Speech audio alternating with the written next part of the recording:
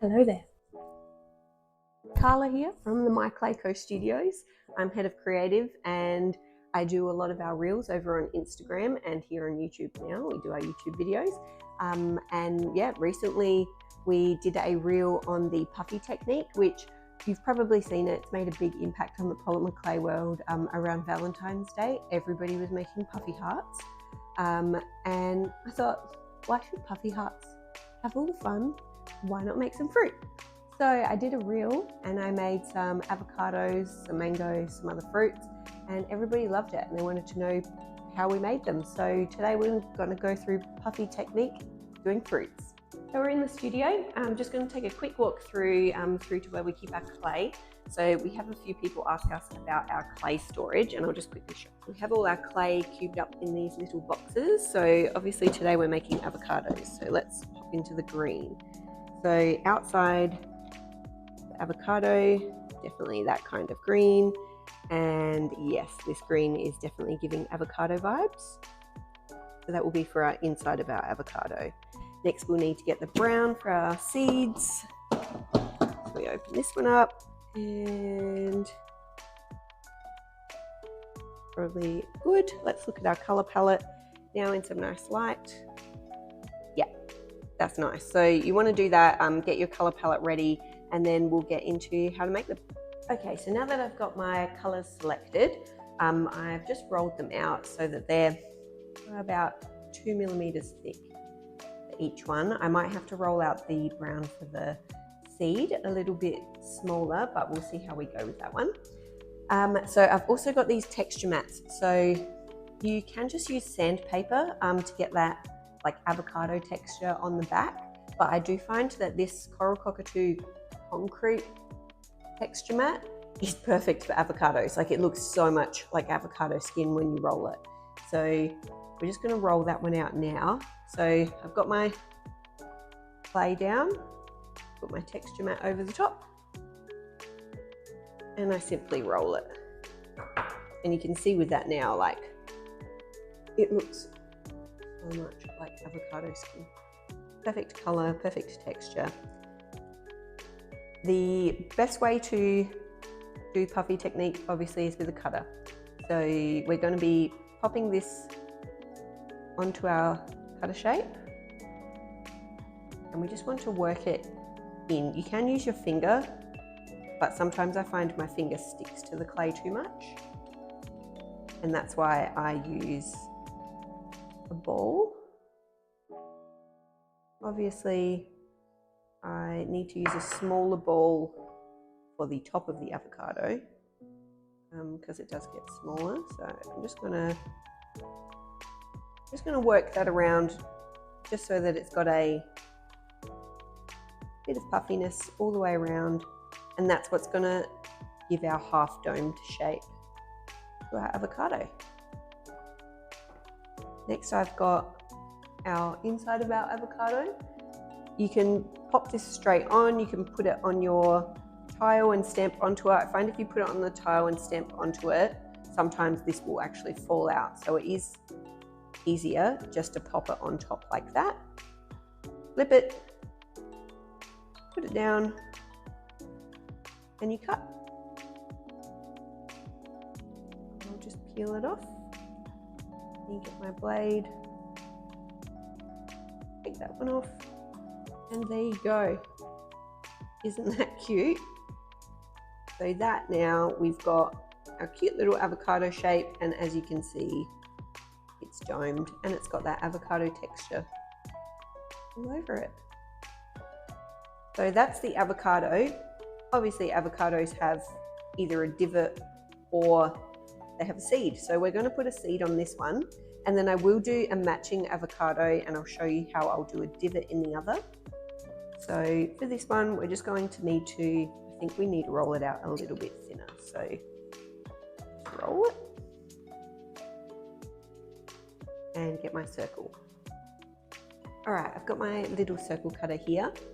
The MyClayCo cutters go down to 8 millimeters. So very handy if you want to have a small little circle. If we did a 10 mil, it would probably be too big for what we want to do. you can use a micro cutter tool set, which looks like this, but sometimes it can be really difficult to get them out if they get like stuck in there, especially with Puffy Technique. You don't want to be pushing from the other side because you're going to ruin that dome that you've just created. Alrighty, so let me just rip that in half. I only need half of it for this. I'll get my small ball tool again. I'm just going to push a little bit in there. Actually, I could probably fold this one over. Let's try it out, huh? And stamp. There you go. I've got a little polymer clay ball. You can see here's a cute little dome. Looks like half a seed for an avocado. Now you can pop polymer clay straight onto polymer clay, but just to make sure that he's super secure, we're going to put a little bit of oven baked adhesive on first. We use the Sculpey oven baked clay adhesive, also known as Bacon Bond, and all you have to do is you just put a little bit on. So let me open up my little Bacon Bond. I'm going to use a little silicone piece here, and you really don't need a lot. It's literally just like a tiny bit of Bacon Bond to help it adhere. Take your avocado, and position your little stone, and there you have it. He's ready for baking. So I told you I'd show you how to get the other side. So we're going to pop this in. Quickly make this one. It doesn't matter what's on your other side of your clay because it's going to be going in the center of your avocado. That doesn't matter. Pop him in. Dooby dooby doo. It's really cute when you have avocado earrings and one has the pip and the other one doesn't. I think they look super cute, so that's what we're going to do today. I've got that piece. Now I want to make a piece that goes in the middle. So I've got my clay here. I just want to make a little divot in it. So I get a ball tool that's around the same size as my little seed. Create my little divot.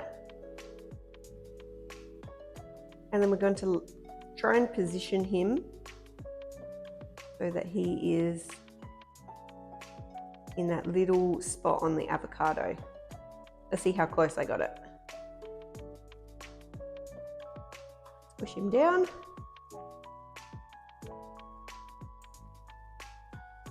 And let's pull him up. So now, because we already have that divot, all we have to do is just slightly reform it. And it's not going to totally sink our avocado in. So that now is our cute little avocado set. Now you can work a little bit more to make sure that that's absolutely perfect. Use this guy. Pop him in. That looks nice. The good thing about fruit is fruit isn't perfect, so it doesn't matter if yours aren't completely perfect, but that looks pretty good to me. We've got our little seed guy and our non-seeded guy ready to go in the oven. All right, so I've got my little mango cutter here. I've already pre-rolled out my clay. I've got orange and I've got yellow. We are going to put a little bit of red mica powder on this after though, to make it just look a bit more realistic. So again, I just pop it in, get my ball tool, and I'm going to push that one in. Yeah, if you don't have ball tools, that's completely fine. You can kind of smooth it in with your finger. It's just, I find that, yeah, you don't want to heat your clay too much, just because it can be a bit more prone to breaking on the edges. So I always like to use a ball tool when I'm doing this one. All right, I've got my mango shape. Now I want this to have, you know when you have a mango and you kind of like slice it and then slice it the other way so that you can push it out and it be in cubes. So we're pretty much going to try and get the same effect. So all I'm going to do is I'm going to take the back of my blade so that it's just making indents and it's not actually cutting it. I'm just going to make like a little grid pattern. The middle one needs to be a bit thicker. Okay, and then again this way. Doing a very rough job, as I do with my actual mangoes. Okay, now we want to make sure that this is, if you're putting it on your tile, you're putting it face down so that you stamp onto it. I'm just going to put it on this way though. All right, got my little mango pattern. Flip them up the right way and stamp.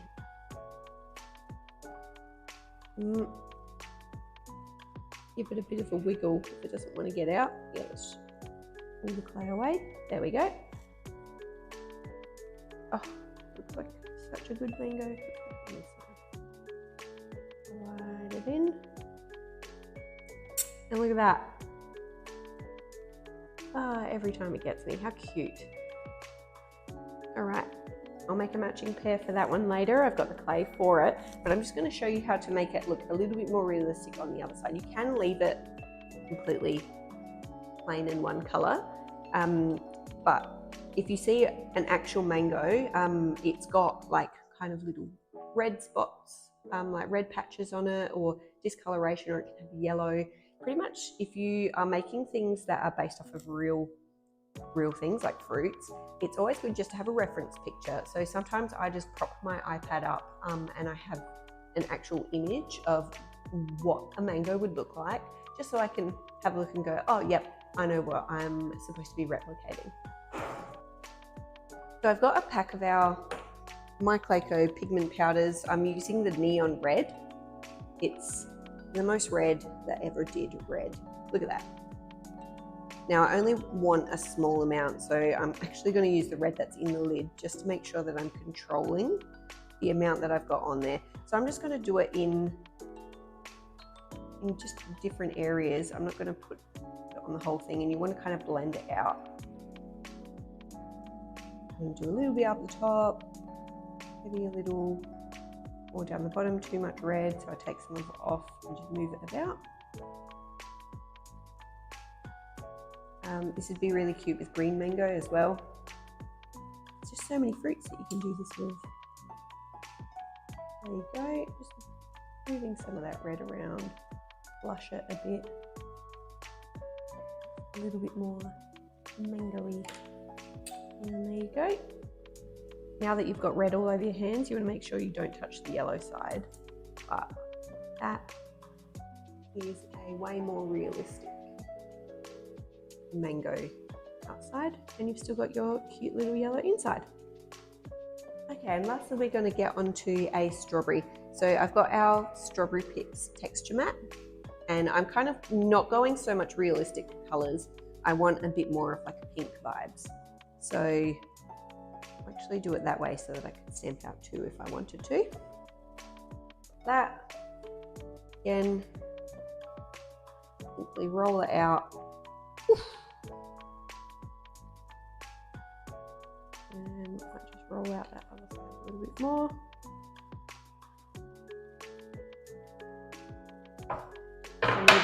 Because I need to have two anyway. Chop them in half. Get them off. Alright, you can see here I've got my little pip texture. And I'm going to push that one into my strawberry.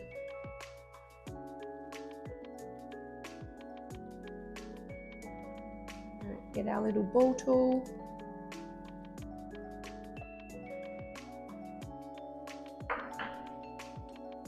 All one just to get in all of those little nooks and crannies. You want to make sure the whole thing is puffy. Boop, boop, boop. Okay, for the inside, I'm actually going to go a slightly lighter pink. Let me just move this other pink out of the way. Kind of like a bit mottled. So all I'm going to do, pop that on top. and stamp out our strawberry. Later on, after this is baked, I will actually take my white paint marker and I'm going to make it look super cute and have that kind of white to pink inside. And that is my textured strawberry. Let me just get that one up. Oh, so cute. You can see here it's got a really cute strawberry texture. I think I'll actually use my gold paint pen after as well to make those little gold ones, but obviously it can't be a strawberry without some greenery up the top, so we'll just add that now. Okay, so I've got some green. I think this green will go really nicely with the pink. I also have a golden rain tree cutter. I made this strawberry badge last week and I used the golden rain tree cutter on the top for the leaves and I actually really like it, so I'm going to do that again. That is now my strawberry leaf. I'm just going to roll this down. It doesn't have to be perfect, we're going to be moving it around anyway. Cut out a few of these guys. Actually maybe only two. Go. And I'm just going to use the back of this to mark him. And, I might actually cut off some of this extra bit. Okay. Get these bad boys up.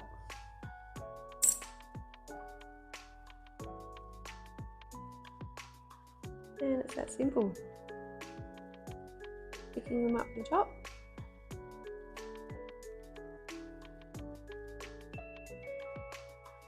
Okay, so my earring's going to be facing this way, so I want it to have the leaves facing more front on. Just up the sides a little. Super cute. There's my strawberry. I'm going to paint him up a little bit in the center with white after it's baked, so that it's got that kind of strawberry gradient in the middle. Okay, last step before we pop all these little cuties in the oven is attaching Eey Pin. So if you're making these as earrings, you obviously need some way to hang them, and the easiest way to do that is with an Eey Pin. So Eey Pin looks like this. Very awkward way for me to hold it, but whatever. Okay, I'm just going to hook the end of it with my pliers. So what this will do is I'll feed it in and the hook is actually going to stop it from moving later on after baking. You can leave it straight and then glue it after, but you know, I'm always paranoid with glues, so even though they're amazing, always safest just to do this option. So all I have to do is gently push it into the top.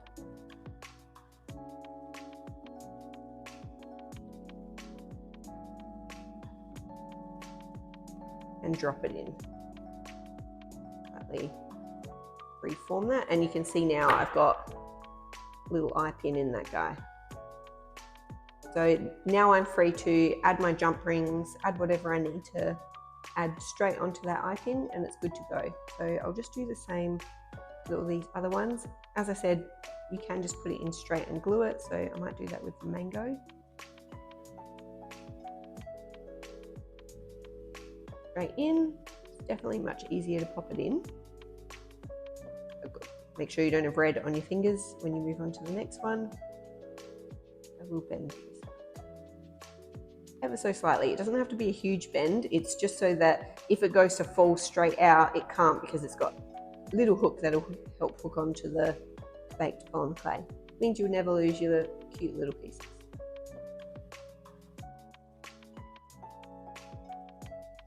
Here we go. Him in. There we are. Now they're all ready for baking, and we can assemble them easily with jump rings after they're baked. Okay, so we've got our pieces out of the oven. They're so cute. I love them so much. I think the strawberry is my favorite. I mean, look at that. Just adorable. Okay, so just to finish these ones up, it's not going to take us too much effort. The mangoes literally just need a bit of sealing on the back, just because that mica powder that we put on, the pigment powder, we don't want it to go anywhere. So that just needs a satin or a gloss, whatever finish you want on those. Avocados don't need anything either. They're pretty much good to go. It would only be if you wanted to do like some cute faces or something like that. I've got this other pair that are very cute. I will say one thing with the avocados, you want to make sure, because it's got this on the front side, you can't actually bake them face down. So the best is to bake them flat side down, just so that they don't lose any of that puffiness during baking. Avocados that have the seeds are a little bit more difficult. You can see this one flattened, one of my previous bakes. So you don't want them to flatten out. So you can do a couple of things. You can either not have this on when you bake it and bake it flat, and then do a second bake, put some bacon bond and bake this part on after. Or you can actually sit it in like a small bowl of rice, and that will actually help it keep its form and it won't be on a flat surface. Okay, strawberries. These are the ones that need a little sprucing up. So as I said before, you just want to make sure that you are looking at a reference picture. So I've got this one of some strawberries. I want to try and recreate this center bit on my strawberry just so it looks a little bit more strawberry-like. But of course, I'm going to be doing it kind of more like a drawn style. So I've got some just acrylic paint pens. We love using the Life of Colour paint pens. We stock them because we use them. They're amazing. Australian company. Poscas though are another one that everyone loves to use. So I'm just going to start out with white, and I'm just going to, let me see if I can pop that to the side so we have our reference pic. And we're just going to be leaving the center pink. I'm just going to draw down. Doesn't matter if it's not perfect. This fruit is not perfect. And let's go a bit further down with that. Come out with some of these. And then I'm just going to slightly wipe it away as well, so it's not so bold white.